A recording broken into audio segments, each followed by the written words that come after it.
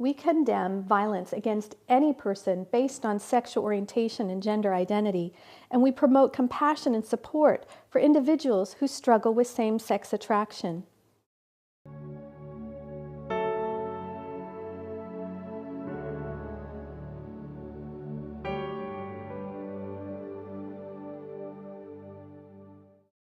This documentary was created out of great love and concern for those who struggle with same-sex attraction. You're about to hear personal stories, testimonies of experts, and summaries of the research on homosexuality. During those experiences, it was quite, I would say, I thought I was happy because it was all that satisfaction, those needs being met right in an instant in a very powerful way. The next day I would be empty and depressed. I started getting involved with other men sexually on a sexual basis. It involved going online and basically hooking up with people I didn't know, random sexual acts. I first got involved in my early 20s by cruising parks and bars. I felt lost and without direction and without meaning. At around 19 or maybe 20, I had started having my first homosexual experiences. Many homosexuals did not choose to have the homosexual feelings they have felt, sometimes beginning at a very young age. So what causes these feelings of attraction for a person of the same sex? Since this documentary will focus on issues surrounding male homosexuality, let's hear from experts and homosexual men themselves about some of the possible contributing factors. Dr. Joseph Nicolosi, an internationally renowned clinical psychologist and author of numerous books and publications on helping individuals overcome unwanted same-sex attraction, explains. There's no conclusive evidence that it's biologically or genetically predetermined. In fact, there's much more evidence for early childhood factors, especially the relationship with the parents, as determining the sexual orientation. Dr. Dean Bird, psychotherapist and professor and author of over 100 publications on human sexuality, including books and articles in peer-reviewed scientific journals, explains. Let me tell you what the American Psychological Association says. For a long time, they led its members to believe that homosexuality was biologically determined. In 2008, they changed that position.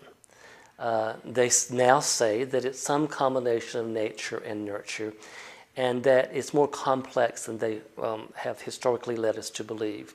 To help us better understand same-sex attraction, Floyd Godfrey, a professional counselor and the author of a new book, A Young Man's Journey, Healing for Young Men with Unwanted Homosexual Feelings, will share what he has learned working with over 900 individuals with unwanted same-sex attraction.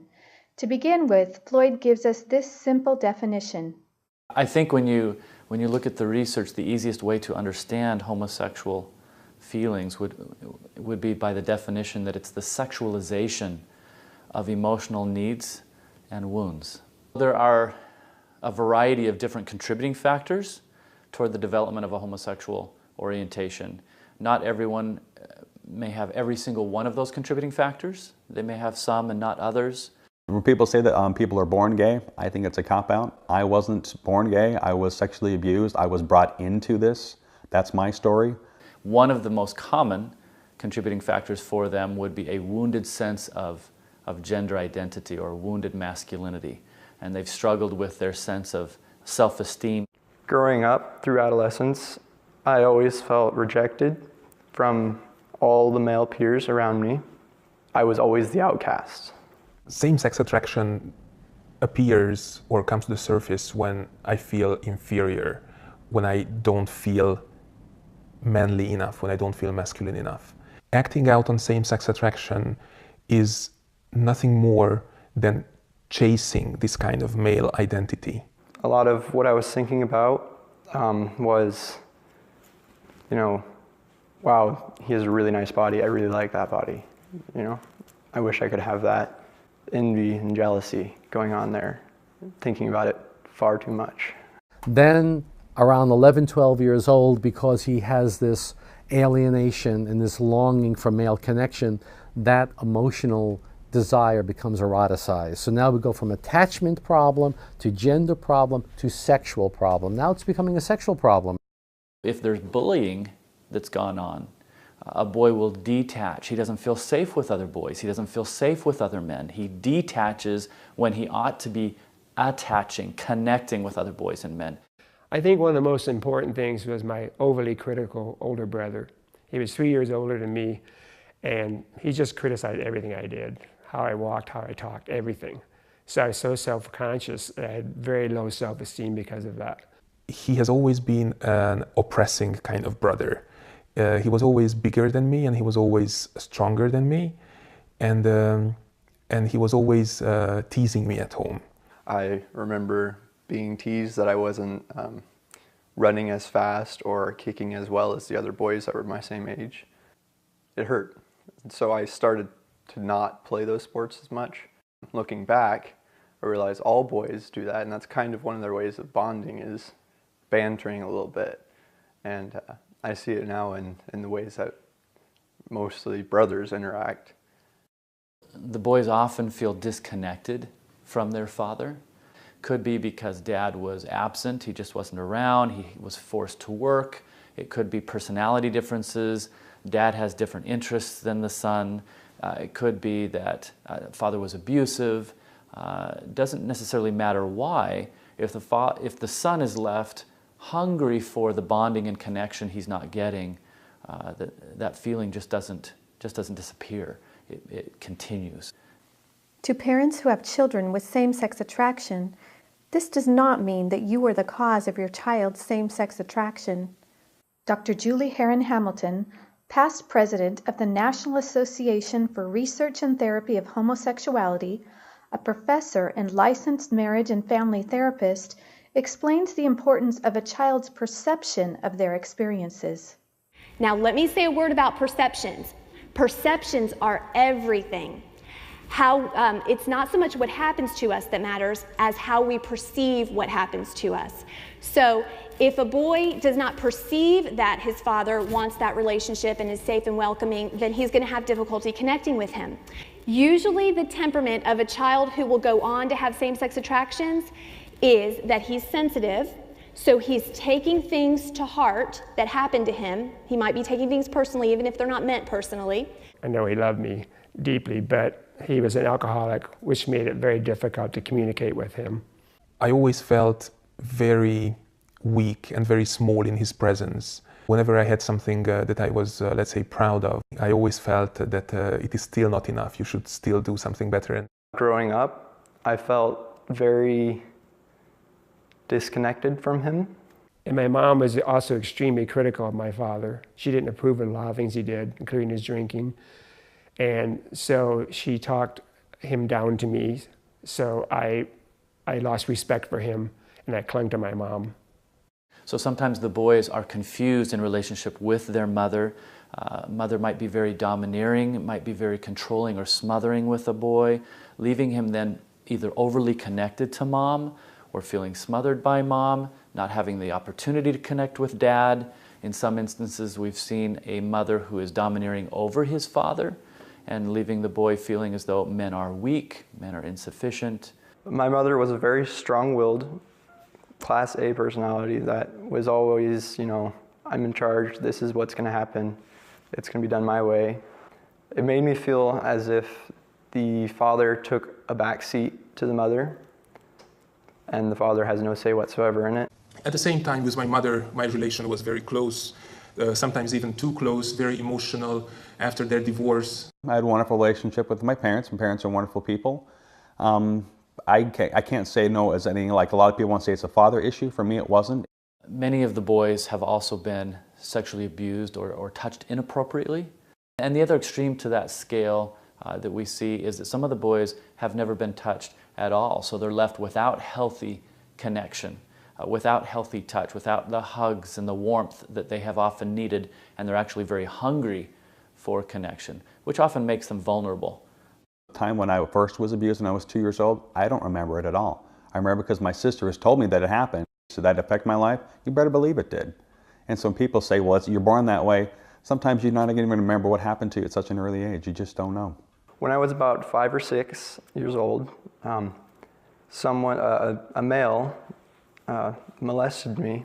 My first actual feelings I can remember of same-sex attraction began when I was about 12 years old, when I was sexually molested by a next-door neighbor person at that age. I happened to be someone who I looked up to, someone who I admired. That was really what shaped me down this path.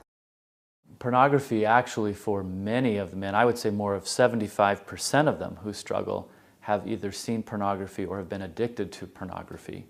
I see pornography as reinforcing some of the imagery that might come along with homosexual feelings.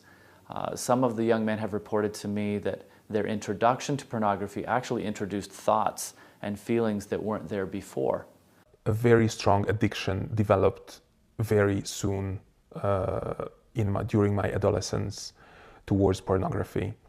I ended up getting involved with pornography. It became a medication tool for me to kind of medicate how I was feeling and dealing with it at the time. I viewed pornography quite extensively. Deep down inside, I had always wanted help. I had always wanted to be straight. I'd spent the entire day online trying to find someone to hook up with, and when no one met my expectations of what I wanted for someone to hook up with, I just finally laid down in bed and I just started bawling my eyes out, and I said, God, I don't even know if you even exist anymore, but I need help. I don't know what I'm doing. I need some serious help. My motivation for seeking therapy was that the lifestyle was causing me a lot of pain and unhappiness in my life. The attraction was somehow stronger than my will or my determination. I felt bad. I felt empty. The clients I have that come to my office are all claiming unwanted same-sex attraction, and also that they don't feel like that's who they are. Particularly for me, I needed to have a therapist who could walk me through my whole process, what I would need to do to be able to resolve all of the issues that I had growing up. Through therapy, I began to understand the whys of same-sex attraction. And once I understood those, the walls came tumbling down. And I began to understand and appreciate the opposite sex, and those attractions rebounded after being squashed by my same-sex attraction for so many years. And through all this work, which is oftentimes very, very tough, it's not easy, I've definitely made a lot of progress. I've definitely still made mistakes along the way, but my life is now so much better because of it. As soon as I started getting those needs met, the shift started happening. Once the client develops a sense of what's caused some of his homosexual feelings, many times they'll describe a lack of connection with other men, a strong need that's never been satisfied for buddies and brothers and father figures. For myself, I wouldn't necessarily, it was a sexual addiction, it was a connection addiction is what it was.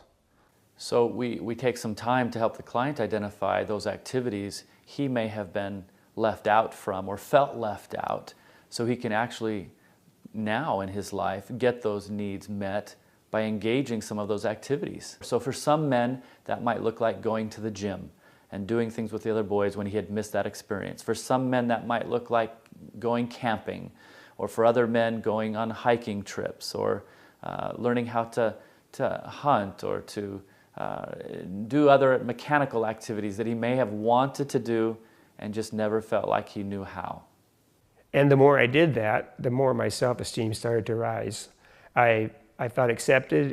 I would say for most men it's an ongoing process of healing, but they can often pick out short defining points that are incredibly encouraging to them. So points in time where they notice that the attractions have diminished or extinguished in their interaction with another man or a boy, where they might have felt attractions sexually very strong, suddenly become more of a friendship feeling. We were all standing there talking, all the guys, and I just looked up at him and just suddenly realized that that attraction was gone, and it was completely different now, and that I just admired him for the person that he was, and all the other feelings went away. I demystified them and thus desexualized them, and then I began to notice my sexual attraction to them was lessening.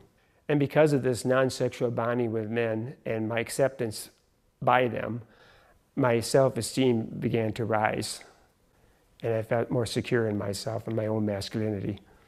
The big key of my turning point was feeling accepted by him and by those around me, and being in that environment where I was accepted as a guy and as a male, not as a homosexual.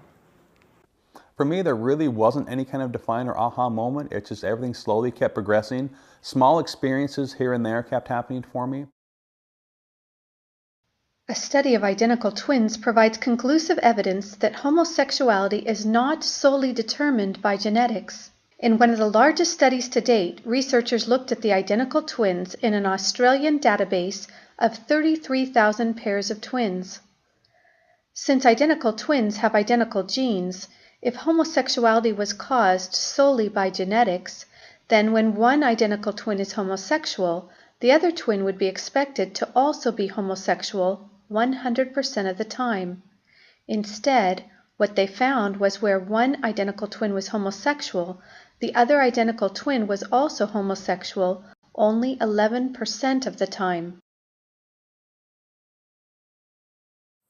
Dr. Jeffrey Satinover, a medical doctor with a master's degree in clinical psychology from Harvard and a master's in the science of physics from Yale, explains why he now believes sexual orientation can change and why he has written extensively about reorientation therapy. I had certain, you might say, conventional opinions that are now the standard opinions in the mental health professions about the nature of homosexuality and whether it was changeable or not, and so on and so forth. And I had an eye-opening experience getting to know so many people for whom that was not true. I learned about these group of individuals who were undergoing a change in their sexual identity. And then once I studied the science and saw that the whole picture was just not what the conventional public picture is, I really felt very, very highly motivated to write about it. Dr. Stanton L. Jones is a clinical psychologist, researcher, and college professor who co-authored, along with Mark Yarhouse, one of the most significant scientific studies showing that some people with unwanted same-sex attraction can and do change. It is widely believed that sexual orientation is utterly unchangeable. For many years, the American Psychological Association has stated that claims of change in sexual orientation were not credible because such claims of change, quote, are poorly documented. The study we have just published fills exactly that gap in the literature. I would argue, based on past research and our own study, that when professional groups issue statements saying that sexual orientation cannot be changed at all, that their conclusions are inconsistent with the evidence. So for the last several months, I had a girlfriend and we were very close. We spoke often of marriage. There were a few things that weren't working out and she needed to figure some things out. And so we ended up breaking up. But it's a good hurt because for the first time in my life, I'm feeling this way about a girl. And I'm feeling this longing to be with her. Because normally, before now, I felt that for guys, and it's awesome. When I started to feel these sexual attractions toward women, it just felt great. I felt like this is the way it was supposed to be. I don't feel the urge of acting out on my same-sex attraction. Am I interested in having a relationship with women? Yes. Am I definitely, attracted to women in a sexual way? Yes. Dr. Nicholas Cummings is a psychologist who served as the president of the American Psychological Association. He is the co-author of the book, Destructive Trends in Mental Health, The Well-Intentioned Path to Harm. This book describes how the APA has been ignoring the science showing that sexual orientation can change. As chief of mental health for Kaiser Permanente during the gay revolution in San Francisco, my several hundred therapists saw tens of thousands of gay and lesbian patients. We saw not one, not two, not three, but hundreds who changed and achieved very happy heterosexual lives. Now, I believe in civil rights. I was very active in helping gays be accepted in the APA. To this day, I am not opposed to gay marriage. But nonetheless, my position is that the person is the one who decides what they want to do with their orientation. And if somebody decides to be gay, I respect that. If somebody wants to marry a same sex, I respect that. But I also respect the right to disagree.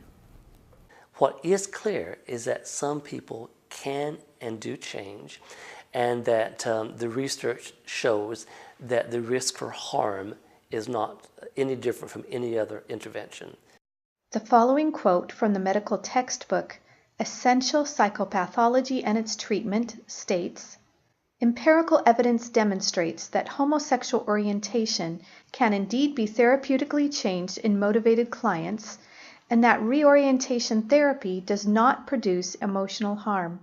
There's a great deal of literature showing that individuals who are motivated can change even without therapy. Some people have spontaneously changed their sexual orientation.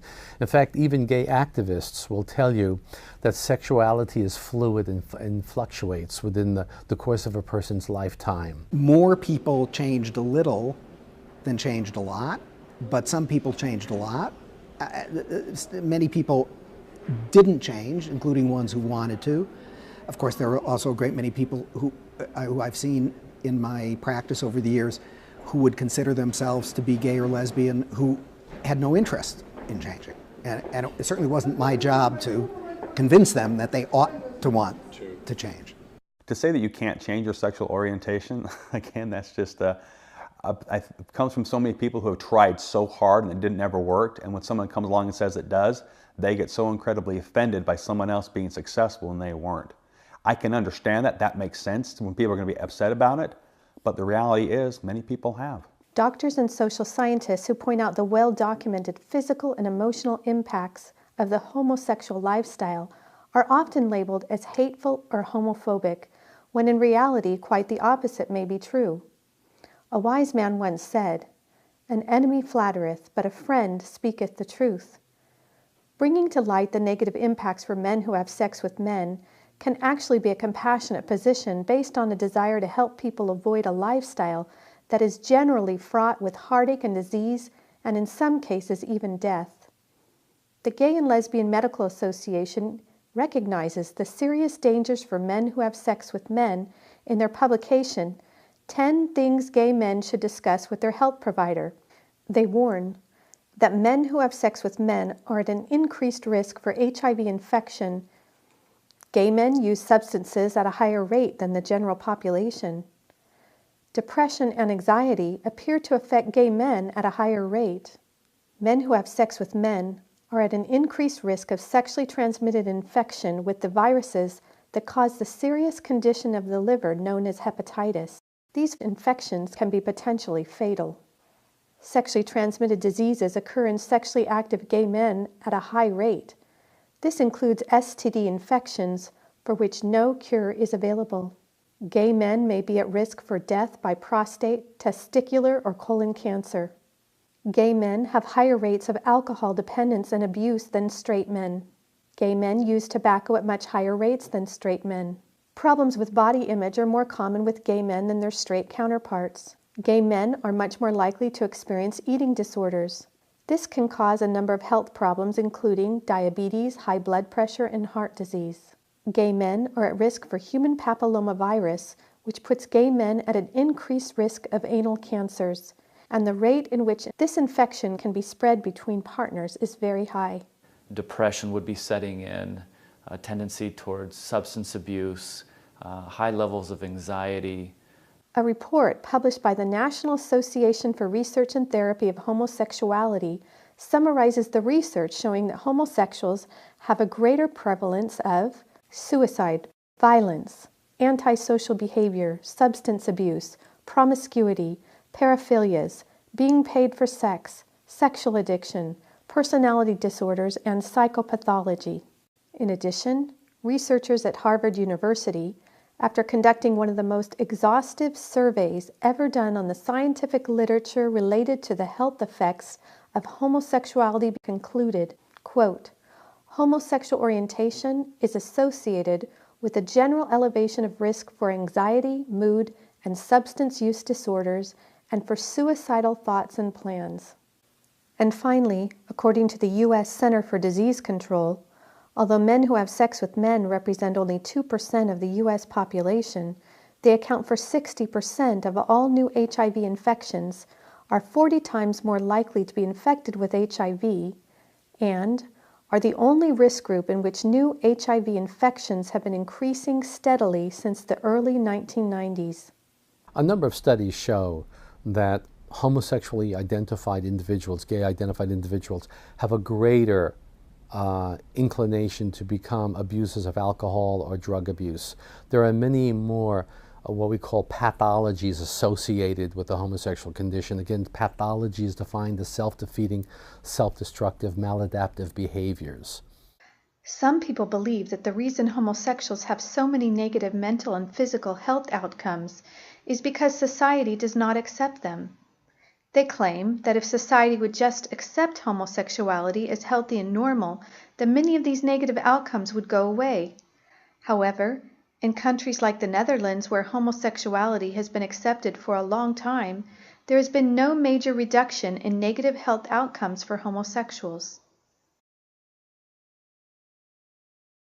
A panel convened at the United Nations in January of 2013 called Therapy for Homosexuals a violation of human rights, and a law passed in California seeks to ban change therapy for same-sex attracted minors. Bills intended to ban change therapy for homosexuals have been introduced in U.S. state legislatures in Pennsylvania and New Jersey, and a regional office of the World Health Organization issued a false statement claiming that conversion therapies violate human rights protected by international agreements. These are political organizations, and many of their decisions are based not just upon science, but also dependent upon special interest groups, political factors, economic forces, public relations. The entire field has become so politicized, and there's really now only one correct point of view that you're allowed to have without paying a high professional or academic price. So where did this widespread orchestrated effort to ban change therapy come from?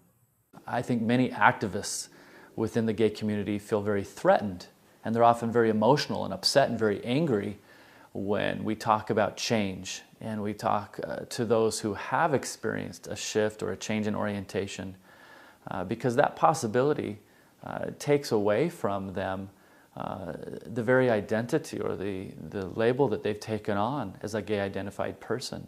Reparative therapy is so threatening to the gay agenda because when an individual stands up and says, I have changed, that's a fundamental threat to one of the basic principles of the gay agenda, which is to have people believe that people are simply born that way. Some people can and do change. Now, that doesn't mean that people should be forced to change. It just means that they have a right of that option. They have the right to a therapist who says, you can change. I will do the best I can to help you. I don't know if you will change. I don't know if I will be effective, but you have a perfect right to seek it, and you have the right to choose a therapist who's not going to tell you, you need to stay that way, you're born that way. There are people that I understand are trying to ban reparative therapy, saying that this type of therapy may bring depression and other side effects. And I believe that even now, whenever I am sad or depressed or in not such a happy place, like after this breakup with my girlfriend, even then when I wasn't very happy, still doesn't even compare to how depressed I was all the time before. And without that help, I would still be in that dark place that I was. And now I feel so much joy in my life. I feel part of the community of men, and I no longer have these same-sex attractions. And my only concern now is that others will be denied the choice I had to seek this therapy. People come up to my parents or even to my brother, and people that I haven't seen in a while who had no idea what I'd been through, and they just said, Caleb looks different. What's different about him? There's something, you know, he's lighter on his feet. He looks happier. What's going on? And whenever I hear things like that, to me it's just a huge, huge statement of just how much I've changed. As human beings, we do have a free will, and nobody can infringe this free will of ours. So at the end of the day, it is going to be our own decision what kind of identity we embrace or what kind of lifestyle we decide to lead. But I find it imperative, absolutely imperative, to share the very fact that there is an alternative and that there is a way out for those who so wish. For people that have been struggling in their life with same-sex attraction, for those people who want help, banning that therapy, banning that help would be an abuse of human rights.